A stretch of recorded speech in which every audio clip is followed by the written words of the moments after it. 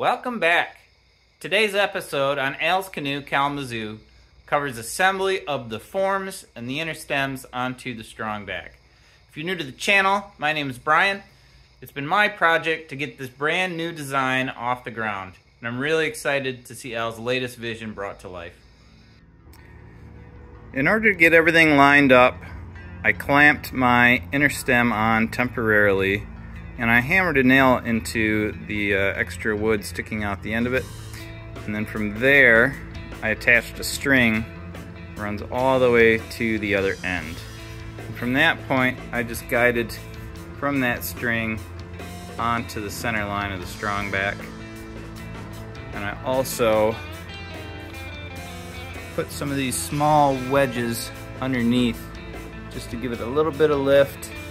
My plan is to do that on all of the forms, and then if it needs to come up a little bit, it can. If it needs to go down a little bit, it can. I don't want to start flat with the board. Otherwise, if anything is cut a little too long, I won't be able to get it on without, I don't know, trimming off the bottom or something like that.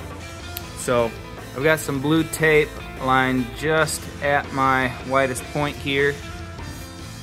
And then I use that to guide at the opposite side. You can see that little piece of blue tape, and I want to just barely be able to see both pieces of tape underneath that center form. Did that on both sides. Lines up pretty well. Put the center line into position. Lines up well there. Again, in the middle, a couple of blocks to shim things up. I cut just enough of these with some extras. I should be able to screw these forms in this position and then reuse these wedges for the other forms as I go along. Okay, once I have these three in the right spot, I should be able to line up everything else based on those.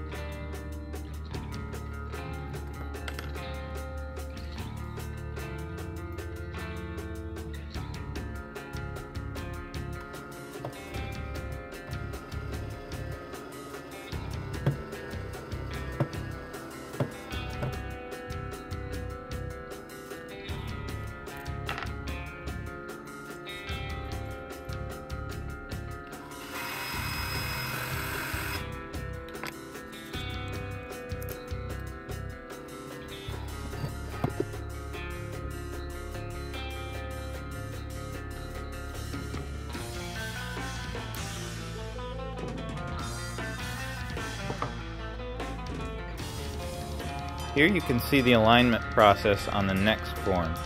If either side is too high or too low, it can be adjusted, but it's critical you go back and recheck both sides before you actually screw it in place.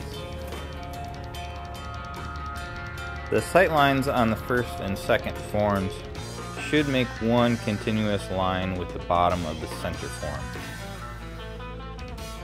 This process is repeated on each of the forms from one end until you get to the center, and then you start over on the other side.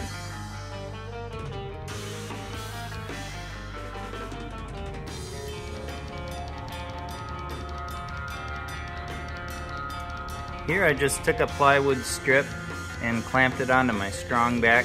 I'm going to run this from end to end, the top of the forms, so I can get all those distances lined up correctly.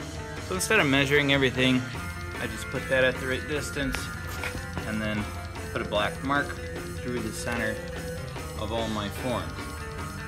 It's a little bit too short for one piece, so I put together just a little bit of a joint with some wood glue and one extra little piece of strip and clamped everything together. And once that's set, I can move this strip to the top and lock everything down. With this joint dried, I laid the strip down on top of all the forms and tacked it down like this on top of each one. On the ends, I glued this strip onto my inner stem, And that's drying now. And once everything is done, that's actually going to get cut off right here at this form. So I can sacrifice that little extra bit of stem. And I've got a nice straight line holding all the forms at the proper distance.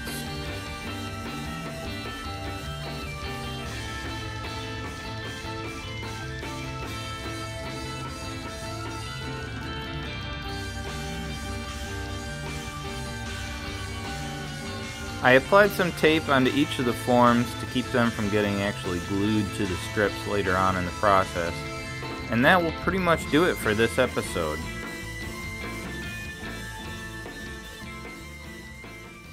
However, one point I do want to make is that once these forms are set, you really don't want any of this to move until the hull is finished and fiberglassed.